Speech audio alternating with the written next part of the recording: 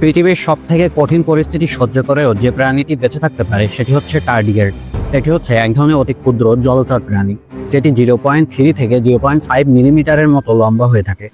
এই প্রাণীটিকে পৃথিবীর সবথেকে কঠিন পরিস্থিতি সহ্য করার ক্ষমতা সম্পন্ন জীব বলা হয়। টার্ডিগ্রেড অনেক বেশি মাত্রার তাপও সহ্য করতে পারে। 150 ডিগ্রি সেলসিয়াস তাপমাত্রাতেও টার্ডিগ্রেড বেঁচে থাকতে পারে। অত্যাধিক ঠান্ডাও সহ্য করতে পারে এই প্রাণীটি। 272 ডিগ্রি সেলসিয়াস অর্থাৎ অ্যাবসলিউটলি জিরোর কাছাকাছি তাপমাত্রায়ও টিকে থাকে এই প্রাণী। তীব্র রেডিয়েশনেও বেঁচে থাকে টার্ডিগ্রেড, যেখানে অন্যান্য প্রাণীরা মাত্র কয়েক মিনিটের মধ্যে মরে যাবে। 2007 সালে বিজ্ঞানীরা কিছু টার্ডিগ্রেডকে মহাকাশে পাঠিয়েছিলেন। সেখানে টার্ডিগ্রেড অক্সিজেন ছাড়া এবং সূর্যের অতি বেগুনি রশ্মি সহ্য করেও বহুদিন টিকে ছিল।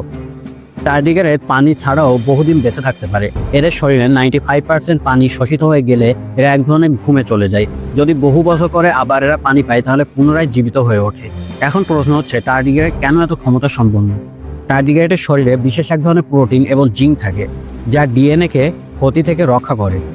টার্ডিগ্রেড প্রায় সব জায়গাতে থাকলেও আমরা এটি দেখতে পারি না। এটি মাটিতে, পানিতে, সমুদ্রের নিচে এবং বরফের স্তরে সহ আপনার বাসার ছাদেও থাকতে পারে।